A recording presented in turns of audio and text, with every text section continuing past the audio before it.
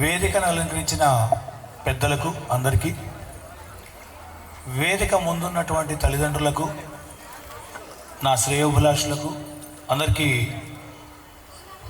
నా మనస్ఫూర్తిగా కృతజ్ఞతలు తెలుపుకుంటున్నాను. అలానే నా చిన్నారులకు నా ఆశీస్సులు. ఈరోజు మీకు ఒక వాల్యుబుల్ పర్సన్ మీ ముందుకు వచ్చాడు.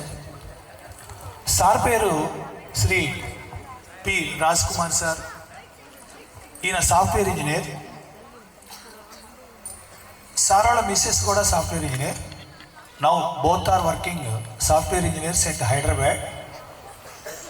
సారు గతంలో విదేశాల్లో కూడా పనిచేశారు. సార్ని ఈరోజు వాళ్ళ ఆఫీస్కి సెలవు పెట్టి ప్రత్యేకంగా గీతం కాలేజీలో విద్యార్థులకు, ముఖ్యంగా వారి తల్లిదండ్రులకు ఒక మంచి సందేశం ఇవ్వడానికి మీ ముందుకు వచ్చారు. ప్రతి ఒక్కళ్ళు సార్ చెప్పే ప్రతి మాటని మీరు ఎంత తెలుసుకుంటే అంత మంచిది. తెలుసుకోకపోతే సమాజానికి నష్టం కూడా ఏం లేదు. ప్రత్యేకంగా సారు ఒక సాఫ్ట్వేర్ ఇంజనీర్ అయ్యి, ఇద్దరు వైఫ్ అండ్ హస్బెండ్, వాళ్ళ బాబుని 8వ తరగతి నుంచి 8 సంవత్సరాల వయసు నుంచి చాలా జాగ్రత్తగా పెంచుకుంటూ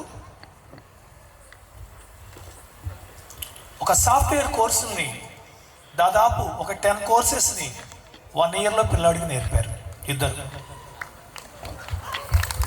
వాట్ ఏ వండర్. అది పిల్లల్ని పెంచుకోవటం అంటే ఒక హాస్టల్లో వేసి వాళ్ళ మొహాన్ని వేసిపోవటం కాదు. ప్రతినిత్యం చాలా జాగ్రత్తగా అబ్జర్వేషన్ చేస్తేనే ఆ పిల్లవాడు ఎదుగుతాడు. ఆయన వారంలో 5 రోజులు జాబ్ చేసి 2 days పిల్లవాడి దగ్గర పొద్దు నుంచి సాయంత్రం దాకా 9 గంటలు పిల్లవాడితోనే ఉండి సైకాలజీ బుక్కులు చదివి పిల్లోడిని వయసులో ఎలా పెంచాలి, పెద్ద వయసు వచ్చినాక ఎలా పెంచాలి అని సైకాలజీ బుక్కులు చదువుకుంటూ అతను పడ్డ తపన, ఆ పిల్లాడు, ఆ కొడుకు యొక్క మీద ప్రేమ, తపన, వాడి జీవితం మీద ఒక ఆసక్తి నాకైతే చాలా ముచ్చటేసింది, అభిమానం వేసింది. నేను కూడా ఎందుకు అలా చేయలేకపోయానని బాధేసింది.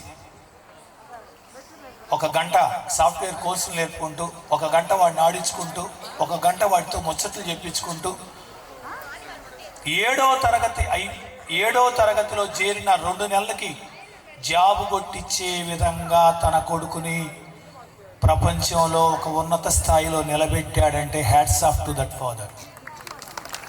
గమనించండి, ప్రతి పిల్లవాడి యొక్క వృద్ధిలో తల్లిదండ్రులది ముఖ్యమైన పాత్ర. గుర్తించండి. అది మర్చిపోయి మీ బాధ్యతలు వేరే వాళ్ళ మీద పెడితే మీరు అవతల వాళ్ళని నిందించడం తప్ప ఇంకా వేరే ఏమీ చేయలేరని గుర్తుంచుకోండి.